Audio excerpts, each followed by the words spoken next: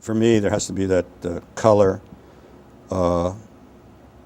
reference, has to be a certain a kind of mark, perhaps, or a form or a language that in some way will take you somewhere.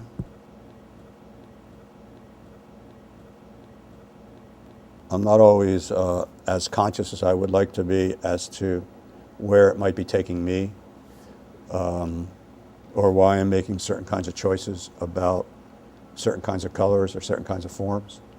I eventually find out, and sometimes it's right away and sometimes it takes a while for me to realize where I was when I did the painting and how I got there. I believe everybody has an individual history, and you sort of accumulate lots of information as you move along, and you're continually referencing that all of the time. It's always part of it. You make some choices about what you include or what you don't include, what's important, what's more important or less important, and then you sort of move with that in the making the pictures. When I came back to Cincinnati, and I painted a mural for Cincinnati Bell, and this was a painting that essentially moved across a large wall. It was 34 feet across.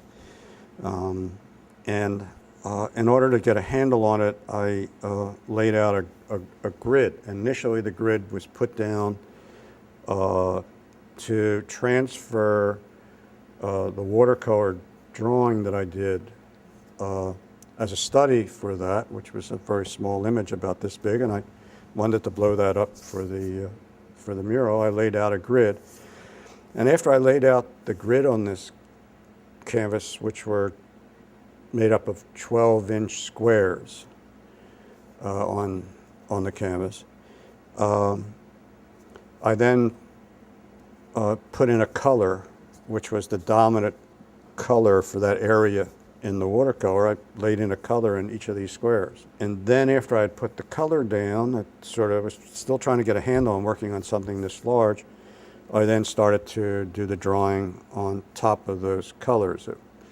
And my intention at the beginning of that painting was that the color that went down was a complement of the color that I was going to, sort of a laying out some kind of program, only to get into the painting. And initially I put down what was going to be a complement of the color that would go on top. And ultimately that became the color. And eventually, as I proceeded to put the image on top of these colored squares, I became more and more fascinated by the tension and energy from square to square, from section of painting to section of painting. And I decided in the process to maintain the squares. I had this reproduction of the Rubens painting, a very large reproduction. And I decided, well, I'd do some studies from that painting. And again, I started off by doing a couple small oil sketches, a couple watercolors, and then they got bigger and bigger. And eventually I laid the grid down. I previously had painted the Bell painting. I laid a grid, and I started off the same way, put a color down, start painting the painting on top of it, created a tension or a certain kind of energy between the color of the ground and the images going on top of it. The grid created a plane that locked the painting in some way.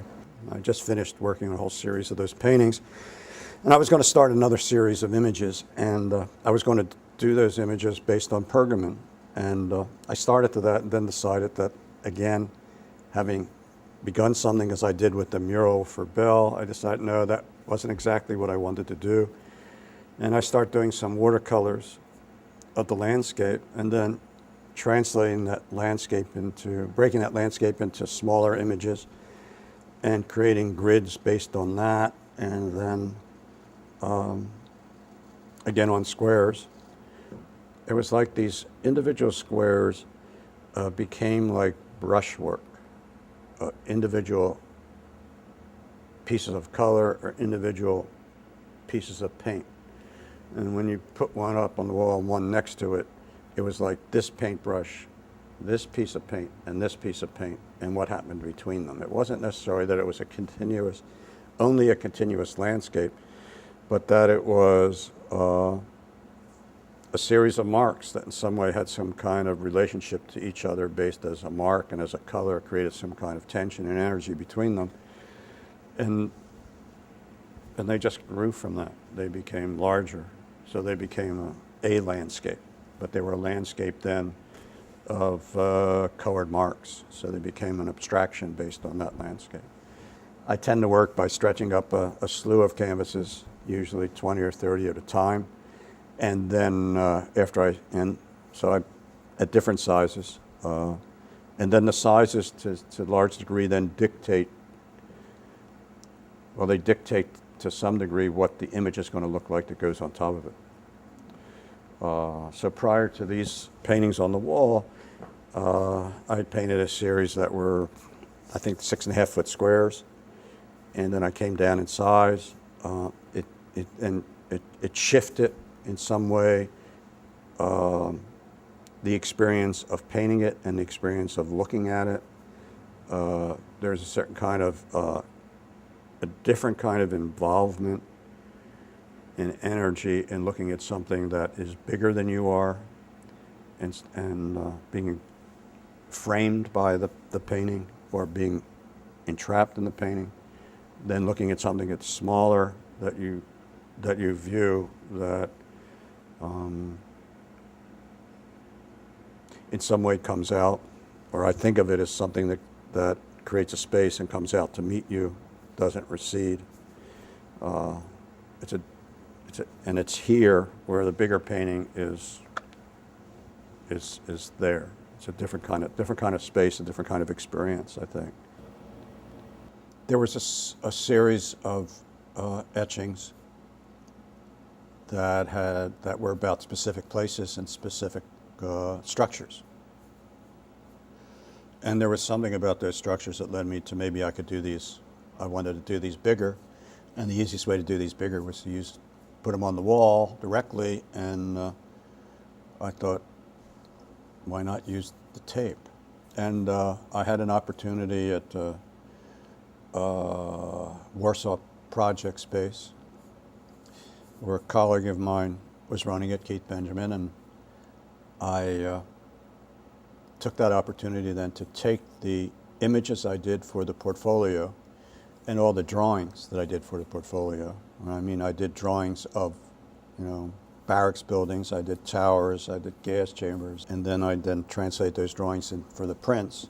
So I had these drawings, and I used those as the basis for the tape that I did directly on the wall. And the first time I did it, I wanted the tape to stay up there.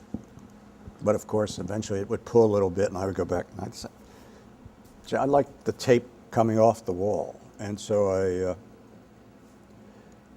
I outlined. I put the tape on the wall, and then I outlined the tape. And then the tape would start peeling off, and there would be an after image, if you will. And then it became very much about, for me, about past and present, in terms of the drawn image being about the sort of the residue that remains in your mind about a past event, and then the tape itself being the remnant in the present of that event. I did that piece first at Warsaw Project, where it stayed on the wall, and then I did it again in Munich, Germany, where it sort of peeled off the wall, and it was, at that time, it was like 20 feet across. I decided I wanted to deal with something in the present, and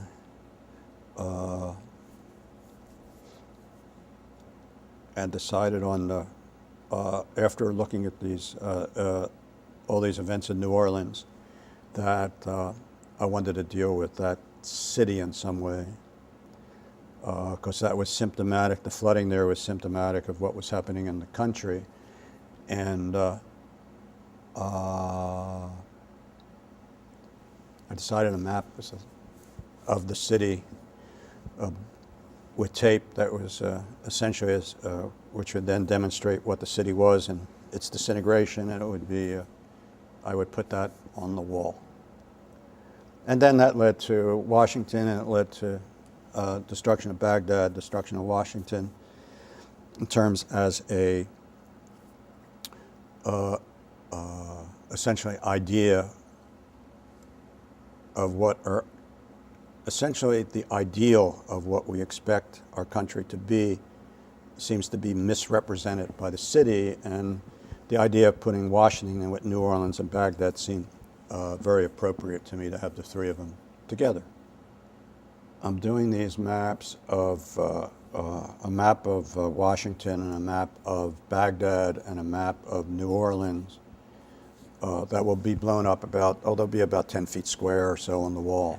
And they'll be partly painted directly on the wall and then partly used with tape. And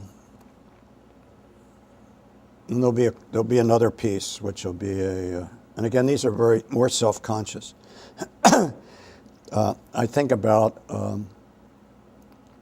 because I've been able to get certain things out of my mind, and the way of getting them out of the mind so that they interfere with where I want my painting to be, I'm doing these things on tape. I'm also doing a piece which will be an Iraqi flag that'll be painted directly on the wall, and then there'll be an American flag that'll be taped on top of that, and then the flag will then which is taped, will then peel somewhat off the wall to reveal the Iraqi flag, and it'll be like one flag essentially holding the other one in place. In a sense, maybe even for me, it's a metaphor for imprisonment of one over the other. And then trying to deal with that, not wanting to really how that's impacting the painting. It hasn't yet, but so they're separate. So just like the Holocaust images, although I did paintings based on that, the tape drawings of Holocaust images were just another extension of what that experience was for me in terms of making the images. I can't enter into how it's viewed.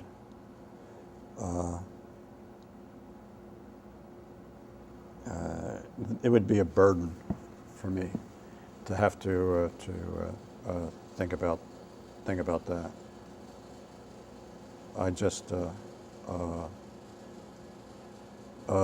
hopefully I'm creating things that in some way are making connections.